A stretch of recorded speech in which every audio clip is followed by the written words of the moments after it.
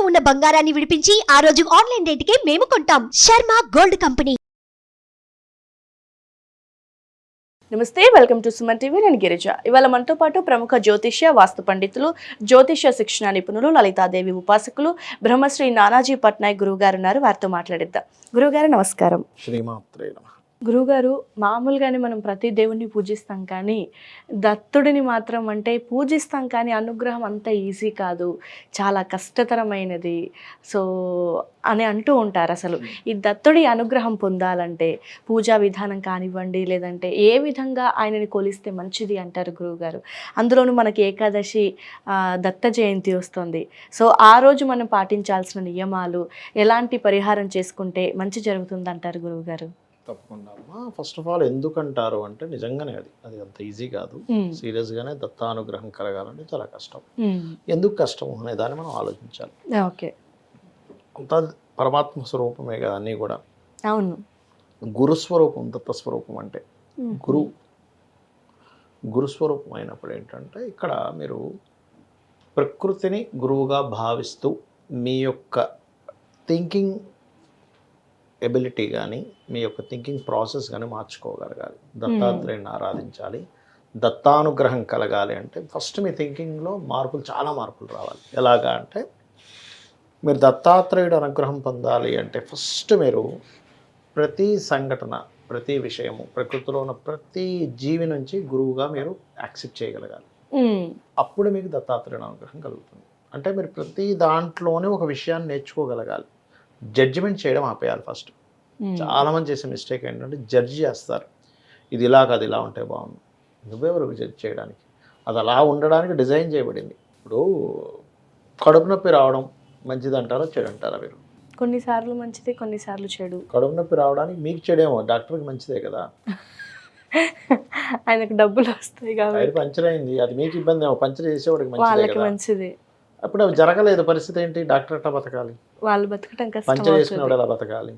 లేకపోతే ఇంకొక పర్సన్ కళ్ళకి సైట్ వస్తుంది, కళ్ళద్దాల డాక్టర్ అలా బతకాలి. లేకపోతే మీకు ఒక వెరైటీ నచ్చట్లా, రోజు డిఫరెంట్ వెరైటీస్ తినాలనే టేస్ట్ పెరిగింది మనిషికి.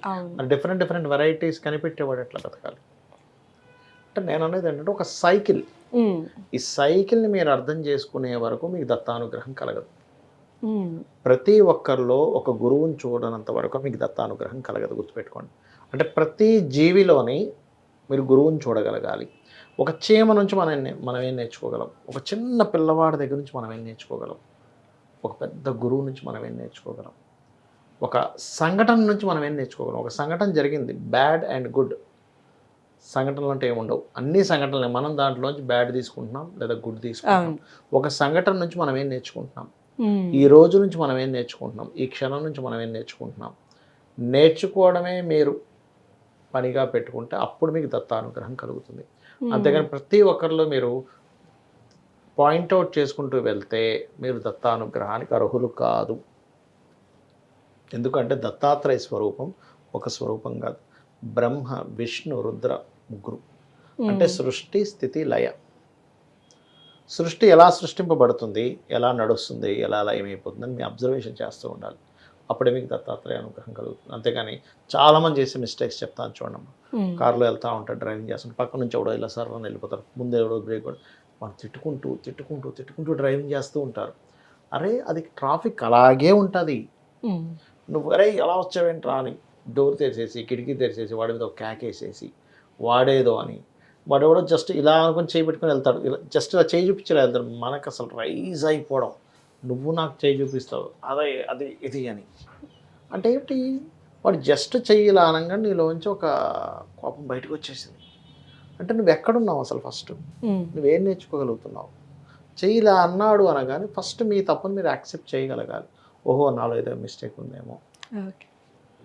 ఒకటే గుర్తుపెట్టుకోండి, దత్తానుగ్రహం కలగాలి అంటే ఫస్ట్ మీ మిస్టేక్స్ మీరు యాక్సెప్ట్ చేయనంతసేపు దత్తానుగ్రహం జరగదు. ఎదుటివారి దగ్గర నుంచి ప్రతిదీ నేర్చుకోవాలనే దాంట్లో నుంచి ఉన్నంతసేపు కూడా మీకు దత్తానుగ్రహం జరగదు. కొంచెం ప్రతి చిన్న దాని నుంచి నేర్చుకోవచ్చు. చిన్న పిల్లలు ఉంటారు, వాళ్ళ దగ్గర నుంచి కూడా నేర్చుకోవచ్చు.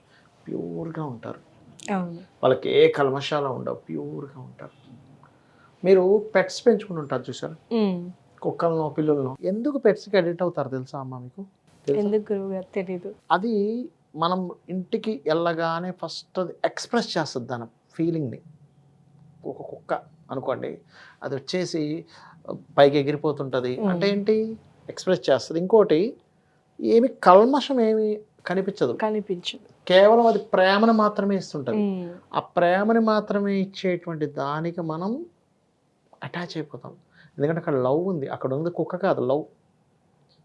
ఆ లవ్ ఉంది కాబట్టి ఆ లవ్కి మనం అట్రాక్ట్ అయిపోతాం. అబ్బా నా కుక్క, అదేదో ఆస్తులు సంపాదించి పెట్టాలి, నాకు షాపింగ్ చేయించి షాపింగ్కి డబ్బులు ఇవ్వాలని ఎక్స్పెక్ట్ చేయం దాని దగ్గర నుంచి, కుక్క నుంచి.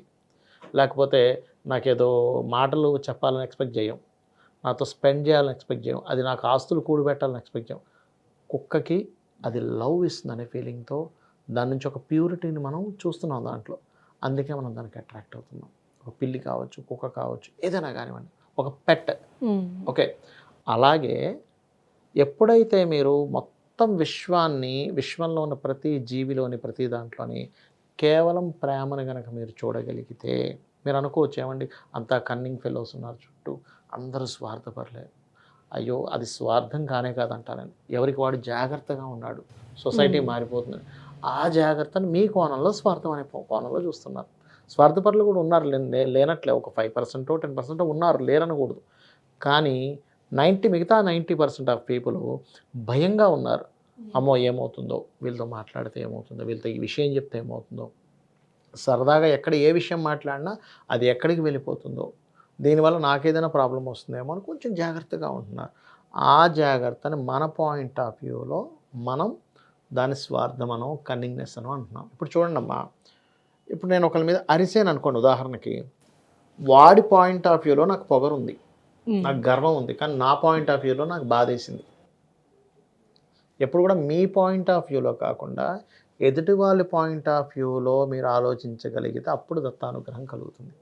ఓకే, అంటే సృష్టి స్థితి లయ కారకుడు దత్తాత్రేయుడు. అంటే అసలు ఆ విషయం ఎలా పుట్టింది, ఎలా నడుస్తుంది, ఎలా కంప్లీట్ అవుతుంది, అది కేవలం బ్రహ్మ విష్ణు రుద్ర స్వరూపాలకే కాదు, ప్రతి విషయానికి ఉంటుంది. ఎలా పుట్టింది, ఎలా నడుస్తుంది, ఎలా కంప్లీట్ అవుతుంది, దీని పుట్టుక ఎందుకు ఇలా పుట్టింది, ఇది ఎందుకు ఇలా నడుస్తుంది, ఎక్కడ ఎండ్ అవుతుంది అనే ఒక క్లారిటీ మీకు వస్తే అదే దత్తానుగ్రహం. అది రానంతసేపు మీరు దత్తుడికి దగ్గర అవ్వలేరు. దత్తానుగ్రహాన్ని పొందాలని మీరు జపం చేసేటప్పుడు, దత్త సంబంధించిన ఏదైనా ఒక మూలమంత్రం తీసుకొని చేసేటప్పుడు అనేకమైన ఆటంకాలు కలుగుతాయి, అనేకమైన పరీక్షలు వస్తాయి. అంటే ప్రతి చిన్నవాడు కూడా మిమ్మల్ని అవమానిస్తూ ఉంటాడు. మీరు అందులో దత్తుడిని చూడగలగాలి.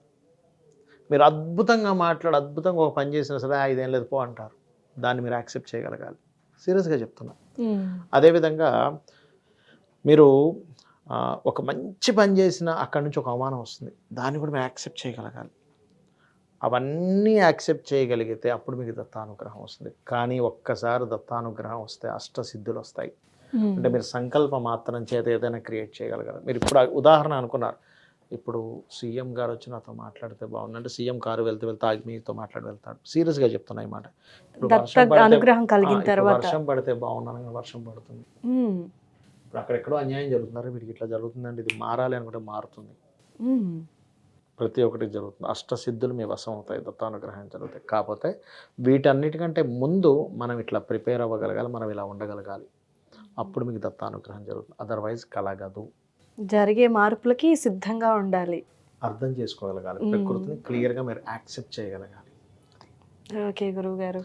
జై గురుదత్త, శ్రీ గురుదత్త, లేదా దిగంబర శ్రీ పాదవల్లభ దిగంబర, ఈ నామం చేయండి, ఖచ్చితంగా దత్తానుగ్రహం జరుగుతుంది. భక్తితో చేయాలి. భక్తి ఈజ్ మోస్ట్ ఇంపార్టెంట్, భావన ఈజ్ మోస్ట్ ఇంపార్టెంట్. మీరు కాళిదాస్ చూసే ఉంటారు, మహాకవి కాళిదాస్. ఆయన ఎన్ని ఒత్తులు దీపం వెలిగించాడు, ఏ ఆసనం వేశాడు, ఏ ముద్ర వేశాడు, కేవలం భక్తి. అమ్మవారు వస్తుందని నేను తలుపు తీయను, అమ్మవారు వచ్చాక తలుపు తీయనంట, నాకు విద్య ఇస్తేనే తలుపు తీస్తా అంట అనుకున్నాడు. అమ్మవారు నమ్మింది, అరే నేనున్నానని నమ్మాడా, నేను లోపలికి వెళ్తానని నమ్మాడా, తలుపు తీయనని తలుపు వేసేస్తే నేను లోపల రాలేను అనుకుంటున్నాను. ఎంత అమాయకత్వం వీడి భక్తిలో ఉందనుకుంది, అనుగ్రహించింది. సో భక్తి ముఖ్యం ఎలా చేసినా కూడా.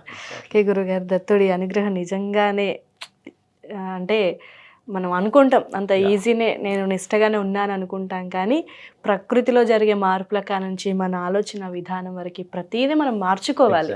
అది మార్చుకున్నప్పుడే వచ్చిన భక్తియే ప్యూర్గా ఉంటుంది.